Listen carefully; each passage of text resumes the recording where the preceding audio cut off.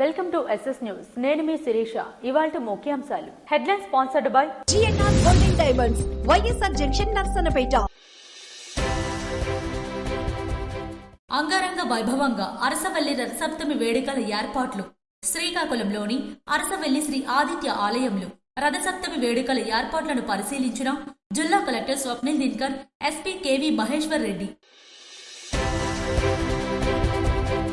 నిబంధనలు పాటించని రేషన్ డీలర్లపై చర్యలు తప్పవు. ప్రభుత్వం పేద ప్రజల కోసం వేలాది కోట్లు వెచ్చించి అమలు చేస్తున్న ప్రజా పంపిణీ వ్యవస్థలో అలసత్వాన్ని సహించేదే లేదని రాష్ట్ర ఆహార కమిషన్ సభ్యుడు కాంతారావు వెల్లడి. దేశంలోనే తొలిసారి విద్యుత్ ఛార్జీల తగ్గింపు. కూటమి ప్రభుత్వ చారిత్రక నిర్ణయం. 4,498 కోట్లు ట్రూ భారాన్ని ప్రజలపై మోపకుండా ప్రభుత్వం భరిస్తుందని ఎమ్మెల్యే మామిడి గోవిందరావు స్పష్టీకరణ. వసతి గృహాల్లో భోజనం నాణ్యతపై రాజీ పడేదే లేదు. గిరిజన బాలికల వసతి గృహంలో టీఎల్ఎస్ఏ కార్యదర్శి హరిబాబు తనిఖీ.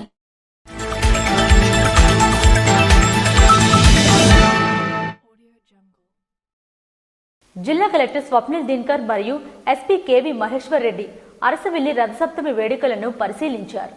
శ్రీకాకుళం జిల్లాలో రథసప్తమి వేడుకల సందర్భంగా అరసవెల్లి శ్రీ ఆదిత్య ఆలయంలో సోమవారం జిల్లా కలెక్టర్ స్వప్నిల్ దినకర్, జిల్లా ఎస్పీ కేవీ మహేశ్వర్ రెడ్డి ఏర్పాట్లను పరిశీలించారు. ఈ సందర్భంగా ఆలయ ఈవో కేఎన్విడి ప్రసాద్ కు మరియు ఇంజనీరింగ్ అధికారులకు పలు సూచనలు చేశారు. ఈ సందర్భంగా జిల్లా కలెక్టర్ స్వప్నిల్ దినకర్ మాట్లాడుతూ భక్తుల సౌకర్యార్థం ఉచిత దర్శనం, వీఐపీ దర్శనం, వికలాంగుల దర్శనాలకు వేరువేరుగా ప్రత్యేక క్యూలైన్లు మరియు బారికేట్లు ఏర్పాటు చేయాలని ఆదేశించారు. తిరుపతి దేవస్థానం మాదిరిగా స్వామివారిని ఫర్లాంగ్ దూరం నుంచే ప్రత్యక్షంగా దర్శించే విధంగా క్యూలైన్లు, బారికేట్లను నిర్మించాలని సూచించారు. క్యూలైన్ల మధ్యలో కార్పెట్లు, షామియాన్లు ఏర్పాటు చేసి రోలింగ్ మెషిన్లు, పైప్లు, బారికేట్లు పటిష్టంగా అమర్చాలని, తోపులాటకు ఆస్కారం లేకుండా అన్ని జాగ్రత్తలు తీసుకోవాలని తెలిపారు. ఎటువంటి అవాంఛనీయ సంఘటనలు జరగకుండా అధికారులు సమన్వయంతో పనిచేయాలని సూచించారు.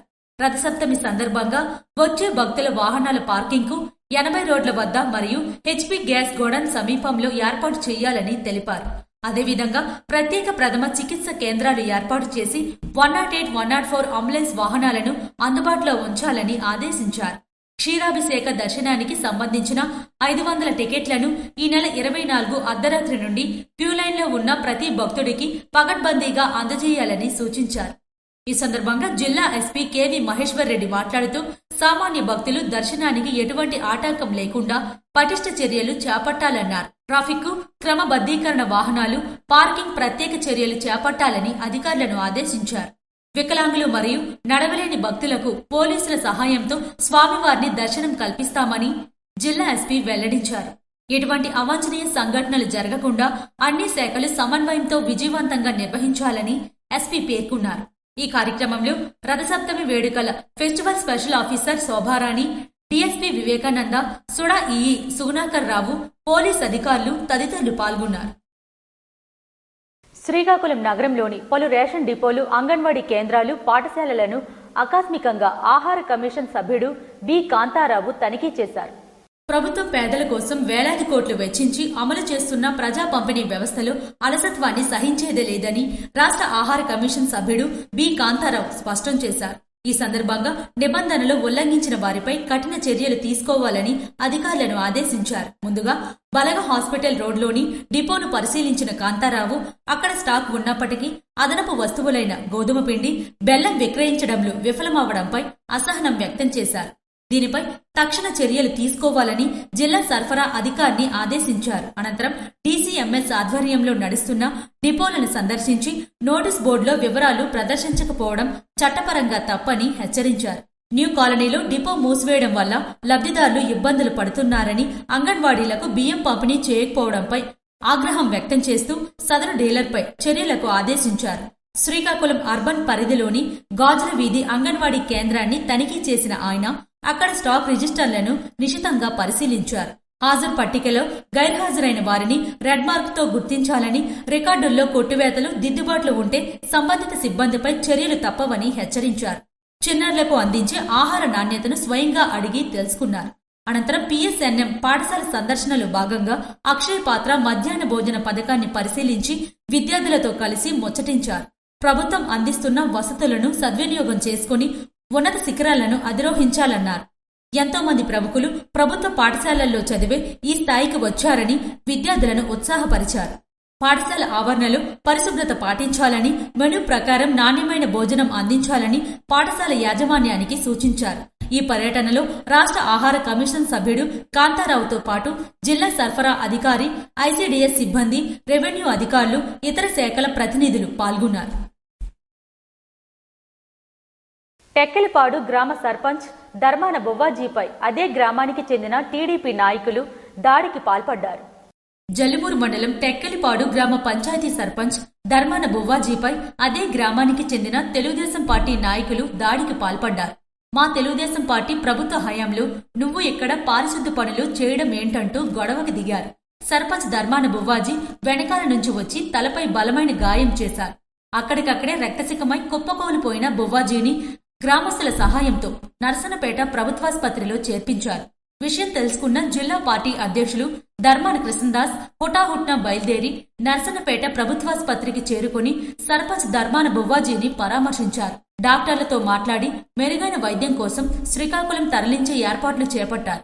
ఈ సందర్భంగా ఆయన మాట్లాడుతూ ప్రశాంతమైన నర్సనపేట నియోజకవర్గంలో తెలుగుదేశం పార్టీ నాయకులు ఇలాంటి రెడ్ బుక్ రాజ్యాంగం అమలు చేయడం సరికాదని మండిపడ్డారు. ఇలాంటి వాటికి తావిస్తే భవిష్యత్తులో వారికే నష్టం జరుగుతుందని హితవు పలికారు.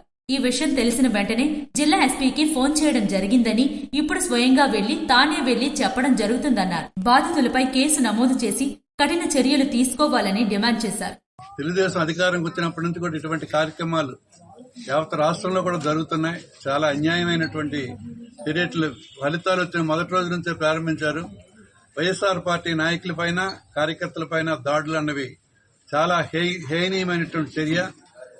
దీన్ని మేము తీవ్రంగా ఖండిస్తున్నాం. వైఎస్ఆర్ పార్టీ జిల్లా పార్టీ అధ్యక్షుడిగా నేను చెప్తున్నాను. పార్టీ తరఫున దీని మీద మేము గట్టిగా పోరాడతాం. ఇప్పటికే మా నాయకుడు జగన్మోహన్ రెడ్డి గారు ఇటువంటి అనైతికమైన చర్యల పట్ల తీవ్రంగా ఖండించడం జరిగింది.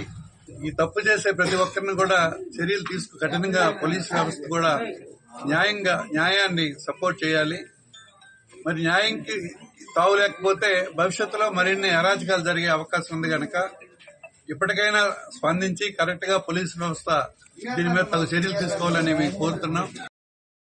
రణస్థలంలో నూతన హైవే నిర్మాణ పనుల నేపథ్యంలో ట్రాఫిక్ నియంత్రణపై సిఐఎం అవతారం సమీక్షా సమావేశం నిర్వహించారు. రణస్థలం పట్టణ పరిధిలో నూతన హైవే ఫ్లైఓవర్ బ్రిడ్జ్ నిర్మాణ పనులు జరుగుతున్న నేపథ్యంలో ఏర్పడే ట్రాఫిక్ సమస్యలు మరియు ట్రాఫిక్ నియంత్రణ చర్యలపై సంబంధిత శాఖల అధికారులతో జేఆర్పురం సిఐఎం అవతారం సమీక్షా సమావేశం నిర్వహించారు. ముందుగా హైవే నిర్మాణ మార్గం, రహదారి ఇరువైపులా పరిశీలించారు. హైవే నిర్మాణ పనుల సమయంలో ప్రజలకు ట్రాఫిక్ ఇబ్బందులు తలెత్తకుండా తగిన ట్రాఫిక్ నియంత్రణ, మార్గ మార్పులు, భద్రతా చర్యలు చేపట్టాలని సమావేశంలో నిర్ణయించారు. ప్రజల భద్రతే ప్రధాన లక్ష్యంగా అన్ని శాఖలు సమన్వయంతో పనిచేయాలని అధికారులను ఆదేశించారు. హైవే నిర్మాణ పనుల సమయంలో ప్రజలు ట్రాఫిక్ నిబంధనలు పాటించి పోలీస్ శాఖకు సహకరించాలని కోరారు. ఈ సమావేశానికి SI Chiranjeevi, RTO Gangadhar, MRO Kiran Kumar, NHAI ప్రతినిధి మహేష్, విద్యుత్ శాఖ, ఆర్టీసీ శాఖతో పాటు ఇతర సంబంధిత శాఖల అధికారులు పాల్గొన్నారు. పాతపట్నం కేంద్ర కార్యాలయంలో నిర్వహించిన మీడియా సమావేశంలో ఎమ్మెల్యే మామిడి గోవిందరావు పాల్గొన్నారు. విద్యుత్ ఛార్జీల భారం ప్రజలపై పడకుండా ఉండేందుకు ముఖ్యమంత్రి నారా చంద్రబాబు నాయుడు దూరదృష్టితో కీలక నిర్ణయాలు తీసుకుంటున్నారని పాతపట్నం శాసనసభ్యులు మామిడి గోవిందరావు పేర్కొన్నారు. ముఖ్యమంత్రి నారా చంద్రబాబు నాయుడు సారథ్యంలో కూటమి ప్రభుత్వం అధికారంలోకి వచ్చిన నాటి నుంచే సుపరిపాలన అందిస్తూ ప్రజల విశ్వాసాన్ని సంపాదించుకుంటుందని తెలిపారు. రాష్ట్ర ఆర్థిక పరిస్థితి కష్టంగా ఉన్నప్పటికీ ప్రజల సంక్షేమాన్ని ప్రథమ లక్ష్యంగా పెట్టుకుని ఎన్నికల సమయంలో ఇచ్చిన హామీలను అమలు చేయడమే కాకుండా ఇవ్వని హామీలను కూడా అమలు చేస్తూ రాష్ట్రాన్ని అభివృద్ధి దిశగా నడిపిస్తుందని అన్నారు. గత 5 ఏళ్ల జగన్ రెడ్డి పాలనలో రాష్ట్ర ప్రజలు అనేక కష్టాలు ఎదుర్కొన్నారని, ముఖ్యంగా విద్యుత్ రంగం తీవ్ర ఆర్థిక ఒత్తిడులు, గందరగోళ పరిస్థితులను ఎదుర్కొందని విమర్శించారు. విద్యుత్ అనేది రాజకీయ అస్త్రం కాదని, ప్రజల జీవితాలతో ముడిపడి అత్యంత కీలక మౌలిక రంగమని అన్నారు. అలాంటి రంగాన్ని అవివేకపూరిత నిర్ణయాలతో అప్పుల పాలు చేసి రాష్ట్రాన్ని ఆర్థిక సంక్షోభంలోకి నెట్టారని ఆరోపించారు. 2019లో ముఖ్యమంత్రి నారా చంద్రబాబు నాయుడు అధికారం నుంచి దిగిపోయే నాటికి రాష్ట్రాన్ని మిగులు విద్యుత్ రాష్ట్రంగా నిలిపారని గుర్తు చేశారు. అయితే జగన్ రెడ్డి తన 5 ఏళ్ల పాలనలో 9 సార్లు విద్యుత్ ఛార్జీలు పెంచి సుమారు 32,000 కోట్ల భారం ప్రజలపై మోపారని, విద్యుత్ కోతలతో ప్రజలను తీవ్ర ఇబ్బందులకు గురిచేశారని విమర్శించారు. 2024లో కూటమి ప్రభుత్వం అధికారంలోకి వచ్చిన తరువాత నిర్వీర్యమైన విద్యుత్ వ్యవస్థను గాడిలో పెట్టేందుకు సంస్కరణలు చేపట్టిందని తెలిపారు. గత ప్రభుత్వం పరిపాలన అనేది ఇండస్ట్రీస్ మూతపడిపోయి వాళ్ళు వెళ్ళిపోయారు. విద్యుత్ సంస్కరణ వల్ల విద్యుత్ ధరలు ఏదైతే మెయిన్ ఇంపార్టెంట్ ఒక విషయం తెలియదు. 2014-2019 మధ్యలో చంద్రబాబు నాయుడు గారి పరిపాలనలో మిగులు విద్యుత్ మనకి ఉండేది. అప్పుడు మనం రాష్ట్ర విభజన అయిపోయిన తర్వాత విద్యుత్ కొరత అవుతుంది అంటే ఆయన వచ్చిన తర్వాత ఆయన పెట్టే సంస్కరణలతో మిగులు విద్యుత్ అనేది చంద్రబాబు నాయుడు గారి హయాంలో జరిగింది. కానీ 2019 వచ్చిన ప్రభుత్వం ప్రమాణ స్వీకరణ చేసిన తర్వాత జగన్మోహన్ రెడ్డి నేను విద్యుత్ ఛార్జీ తగ్గిస్తానని ప్రమాణ స్వీకరణ చెప్పిన వ్యక్తి ఆ రోజు కనీసం ప్రజలందరికీ మోసం చేసి మాయ మాటలు చెప్పి రూపాయి కూడా తగ్గించకంట మొత్తం ప్రజలందరికీ మోసం చేశారు. తర్వాత ఏమైందంటే ఆయన చేసిన సంస్కరణల వల్ల, ఆయన చేసిన తప్పిదాల వల్ల, ఆయన చేసిన అనాథ కారణాల వల్ల, అప్పుడే ఆయన చేసిన తప్పిదాల వల్ల ₹5.90 యూనిట్ కొనడం వల్ల సుమారుగా 32,000 కోట్లు ప్రజల మీద భారం పడడం అనేది జరిగింది. ఈ 5 సంవత్సరాలు కలిపేసి మొత్తం టోటల్ గా తీసుకుంటే 1,29,000 కోట్లు ప్రజల మీద భారం పడి అప్పుల ఊపిరిలో కూరుకున్నాం.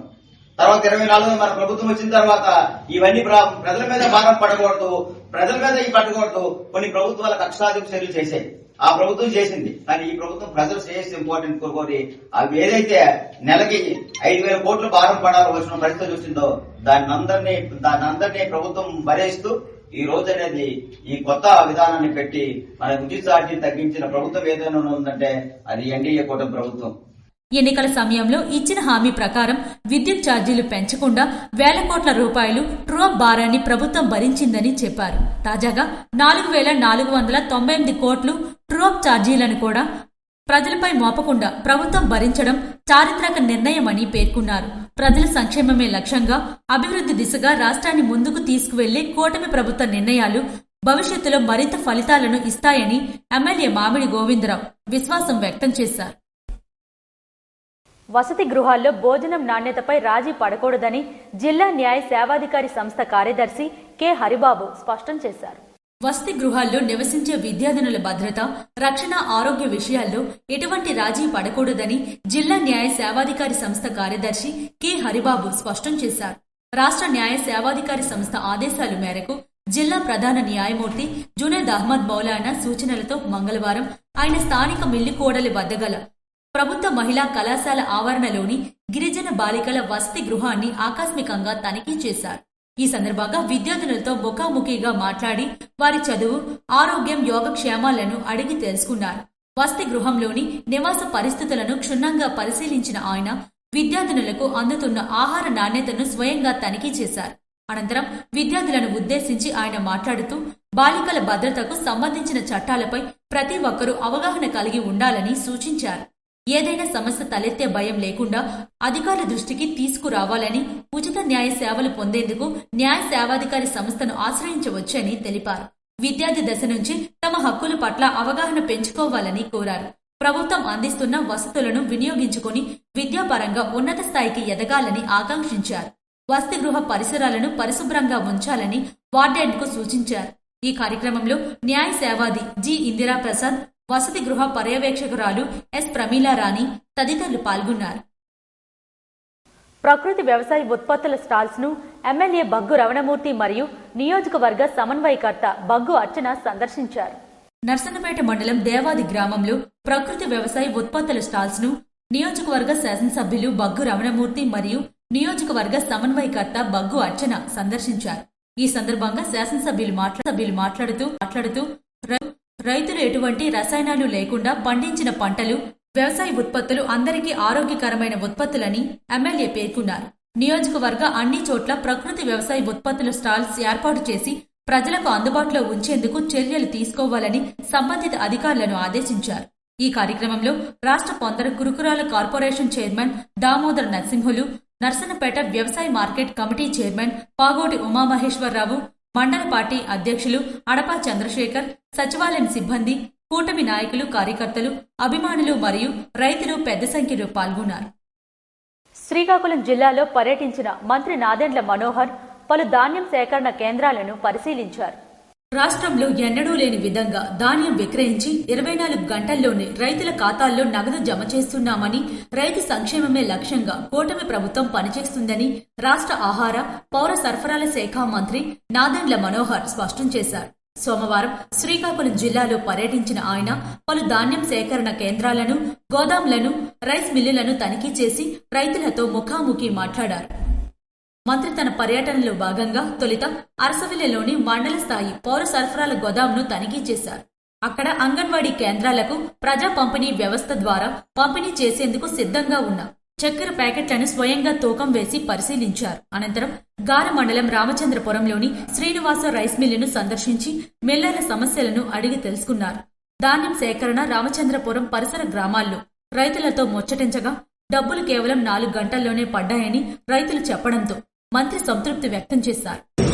రాష్ట్రంలో కూటమి ప్రభుత్వం ఏర్పడిన తర్వాత ముఖ్యమంత్రి గారు చంద్రబాబు నాయుడు గారు, అదేవిధంగా రాష్ట్ర ఉప ముఖ్యమంత్రి గారు పవన్ కళ్యాణ్ గారి సూచనలతో ధాన్యం కొనుగోలు ప్రక్రియ ఊహించని విధంగా, రైతాంగానికి ఉపయోగపడే విధంగా క్షేత్రస్థాయిలో అధికార యంత్రాంగం, రైస్ మిల్లర్లు, అదేవిధంగా రైతాంగం ఎవరైతే కష్టపడి ధాన్యాన్ని అందించున్నారో వాళ్ళకి కనీస మద్దతు ధర వచ్చే విధంగా ఏర్పాటు చేశాం.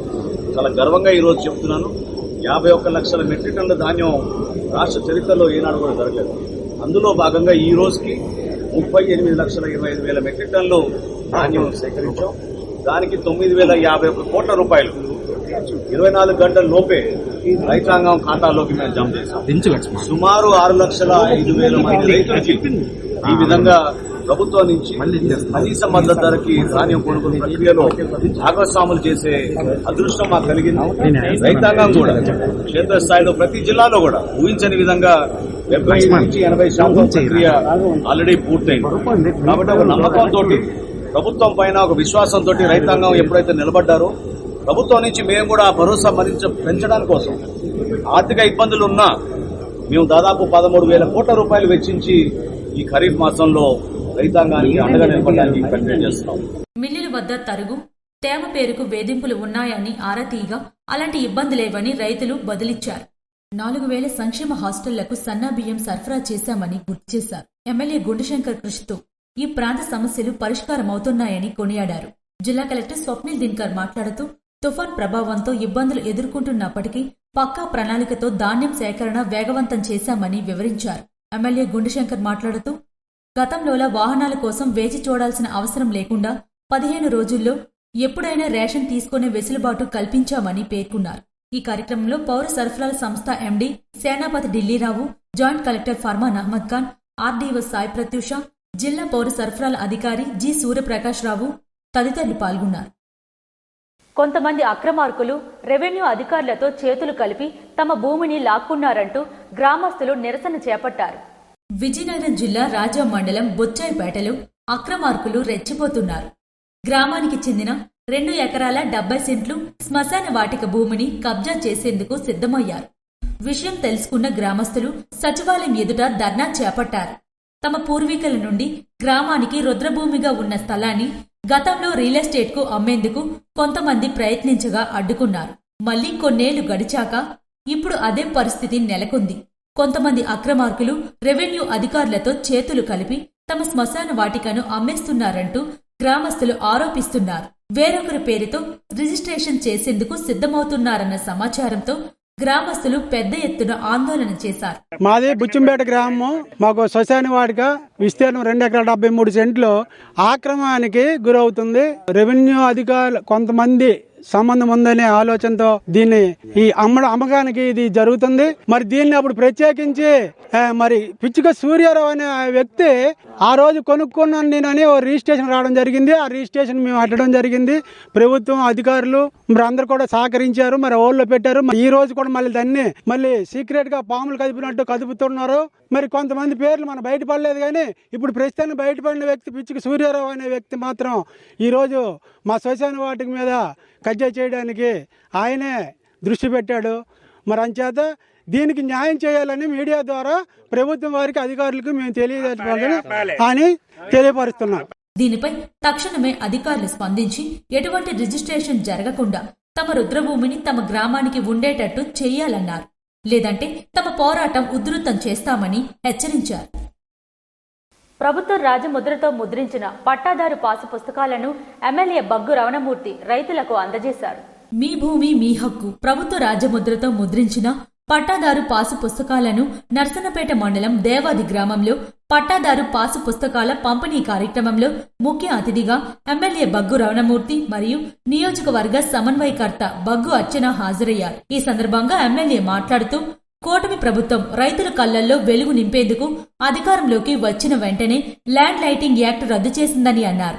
పట్టాదారు పాసు పుస్తకాలపై అప్పటి ముఖ్యమంత్రి జగన్ ఫోటోను చూసిన రైతులు నిద్రలేని రాత్రులు గడిపారని, భూమి సరిహద్దు రాళ్లపై కూడా అప్పటి ముఖ్యమంత్రి ఫోటో ముద్రించుకోవడం రైతులు తమ భూమి ఏమైపోతుందని ఆవేదన చెందారని, మన భూమిపై పులివెందుల పంచాయతీ ఉండేదని, కూటమి ప్రభుత్వం రైతులకు మంచి చేసేందుకు రాజముద్రతో కూడిన పట్టాదారు పాసు పుస్తకాలు అందజేస్తున్నామని అన్నారు. లిటిగేషన్ భూములు క్రమబద్దీకరణ, భూ సమస్యల పరిష్కారానికి ప్రభుత్వం చొరవ చూపిందని, కోట్ల రూపాయల ఆదాయాన్ని వదులుకొని రైతులకు మంచి చేయాలనే లక్ష్యంతో ముందుకు సాగడం కూటమి ప్రభుత్వ విధానాలకు నిదర్శనమని ఎమ్మెల్యే బగ్గు రమణమూర్తి కొనియాడారు. ఈ కార్యక్రమంలో రాష్ట్ర పొందర కురుకురాల కార్పొరేషన్ చైర్మన్ దామోదర్ నరసింహులు, నర్సన్నపేట వ్యవసాయ market committee chairman Pagoti Umamaheswararao, మండల పార్టీ అధ్యక్షులు Adapa Chandrasekhar, Vamsadhara distributary committee chairman Simha Chandrasekhar, union incharge Yala Venugopalarao, కూటమి నాయకులు, కార్యకర్తలు మరియు రైతులు పెద్ద సంఖ్యలో పాల్గొన్నారు. ఇవి ఈనాటి వార్తలు. మరిన్ని వార్తలతో మళ్ళీ కలుద్దాం. చూస్తూనే ఉండండి SS న్యూస్.